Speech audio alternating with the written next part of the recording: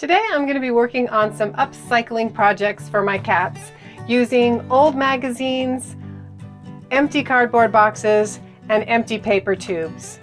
The first project is so simple, and it's just a little activity for your cats. And you can use junk mail catalogs, old magazines, newspaper, any scrap paper that you have. And all you're going to do is tear a piece of the paper and wad it up. And that's it. You've got a little toy for your cat to bat around. But I wanted to make something that was a little bit more like those ball pits that you see for kids and dogs and cats. So a while back we made a cat tree for our cats, and the base of it is just basically an empty box. So I wadded up several pages worth of magazines and junk mail catalogs to fill the base of the cat tree to make my own upcycled version of a ball pit. The second project is a cat scratcher, and to make this you're going to need a lot of corrugated cardboard, so save all of your cardboard shipping boxes. You need some regular glue. You can use Elmer's glue. I'm just using up this all-purpose clear glue that I have. You need a pair of scissors, some hot glue, a little bit of tape. The wider strips will work better for this project, a clear grid ruler, and you need something to write with. If you have cats, you've probably seen these made before by different folks, and there's a lot of different ways to make your own cat scratchers, but the way I'm going to do it is I'm starting with a base of cardboard, and you may not need the painter's tape if you have a big enough piece of cardboard, but I use the tape to tape over the folds of my cardboard. So if you have a piece of cardboard that has the fold in it, you can use the tape just to flatten it out, and that way you can make a bigger piece of flattened cardboard for the base of your cat scratcher. So you can make your cat scratchers any size you want. You can make them any shape you want. I'm just using these kind of square panels. And this first design is a little bit beat up because my cats have been using it, but it's just kind of different swirled designs using the strips of cardboard. And you can also make your cat scratcher as thick as you want. Mine is just going to be an inch thick. So I'm cutting all of my strips of cardboard to 1 inch widths, and it really doesn't matter what length they are. You can piece them together whether you're making circular shapes or more square shapes. So the first thing you need to do once you have your base is you need to cut a lot of cardboard strips. So before you mark and cut your cardboard, the one thing you need to be sure you're doing is cutting the cardboard the right direction. So you want to make sure that you're cutting lengthwise across the corrugated ribs and not with the corrugated ribs. Otherwise you won't have the interesting pattern in your cardboard strips. So you always just want to make sure that you're cutting across the ribs, which you can usually see on a flattened piece of cardboard, but if not, you can just check the edge and make sure that you're cutting the cardboard correctly. And the fastest way to do that is if you have a nice clear grid ruler with 1 inch markings on it. So I like to mark all of my lines, and then I'll go back and cut them. And you'll notice here that I'm kind of in the fold. It really doesn't matter. You can use pretty much all of the cardboard for these projects. You can also use any kind of tool that you want to for cutting the cardboard. Some people probably prefer using an X-Acto knife or even a cutting knife. I am a scissor person, so I just use my craft scissors to cut the strips. And this process will take a little bit of time because you do need a lot of cardboard. So however you want to go about cutting your cardboard into strips, you can use your cutting tool of choice.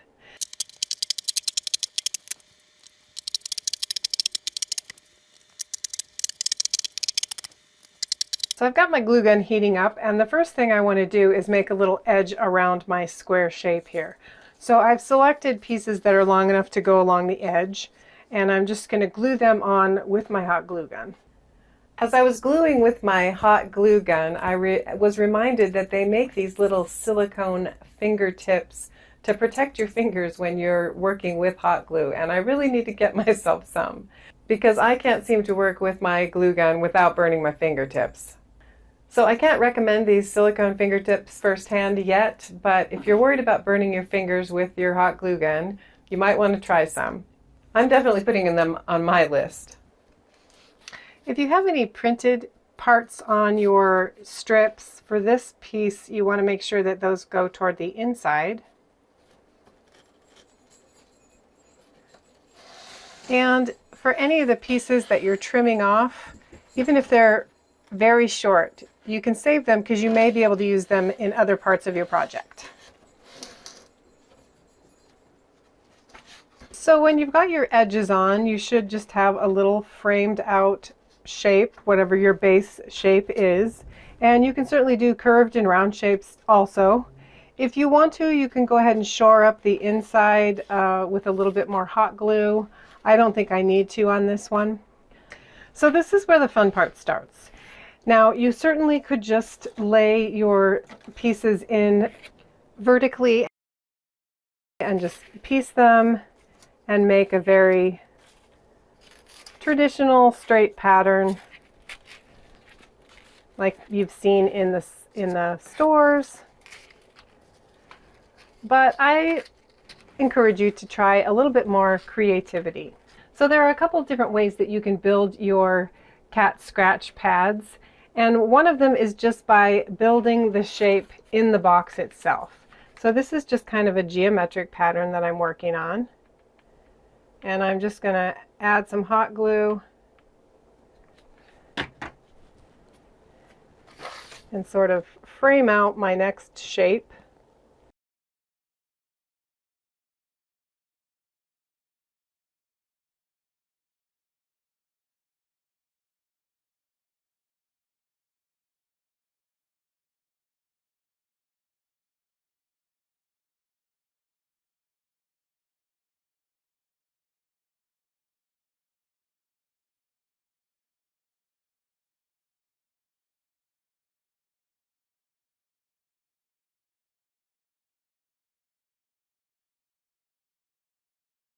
And then I can just start filling in my shapes.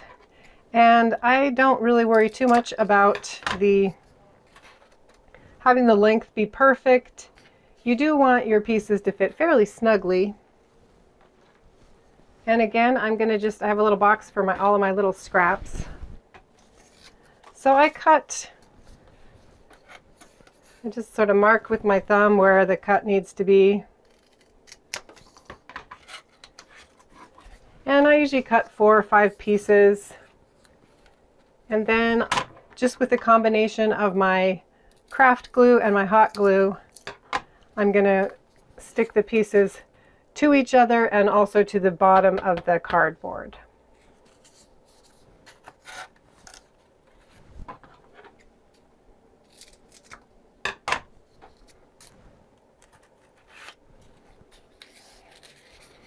And you don't need a ton of glue on these.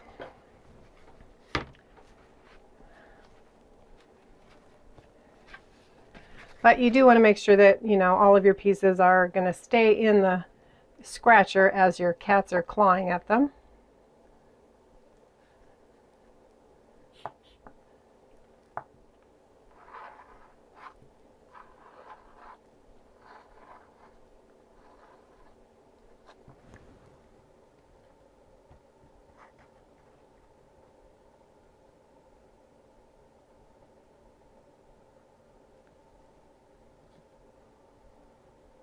If your pieces are going to stay in place pretty well, you don't need the hot glue. If you need to make sure that they don't fall over, or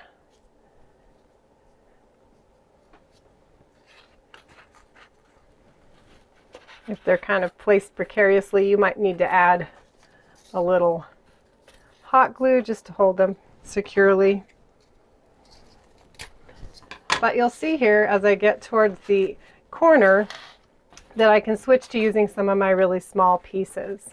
So this way is just building your design inside the box.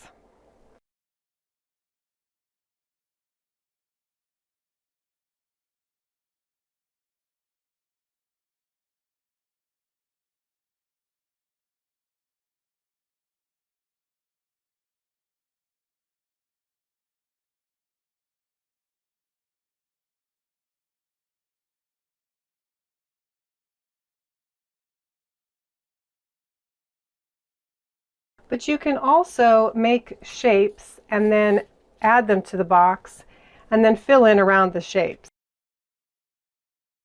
So you can make these as complicated or as simple as you want to. It's just a great way to use up all those extra Amazon boxes. So I would just encourage you to have some fun with it.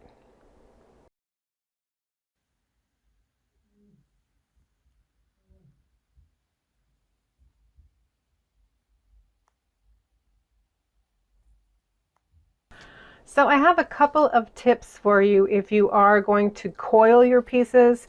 I will say that if you are wanting to get this done quicker, you probably should stick with just the straight pieces because they are a lot easier or just faster to work with. But if you do decide that you want to coil your pieces, the first thing you want to do is kind of break them down. So I just roll them around my finger.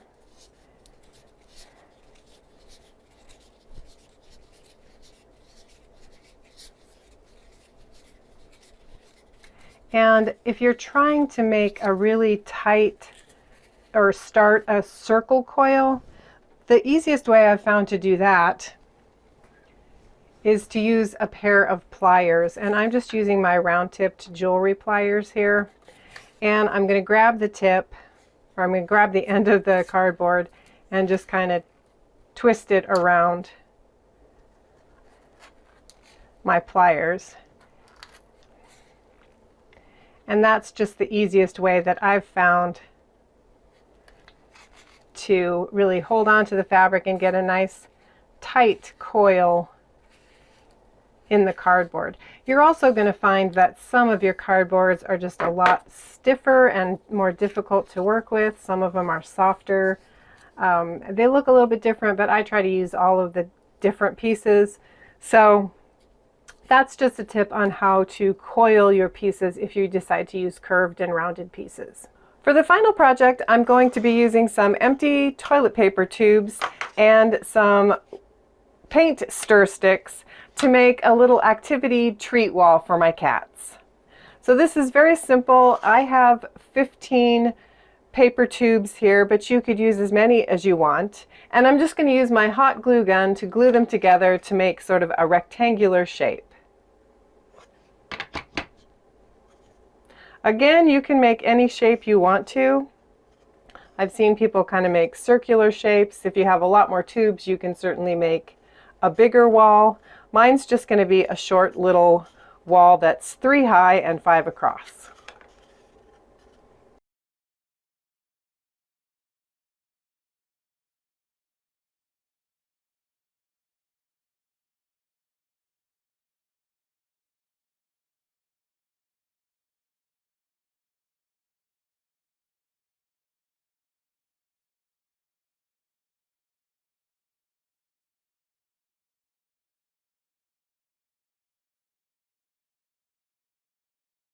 So now I've got my little wall built and I can put little treats inside or cat toys for the cats to find and play with. And to make sure that this doesn't tip over as they're working with it, I'm going to add my paint stir sticks across the bottom just to give it a little more stability.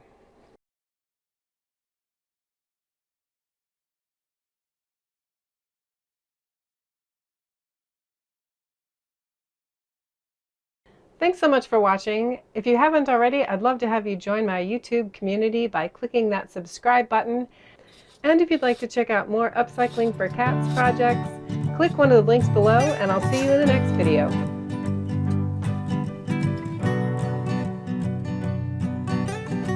are you doing, mister? like to sit on there.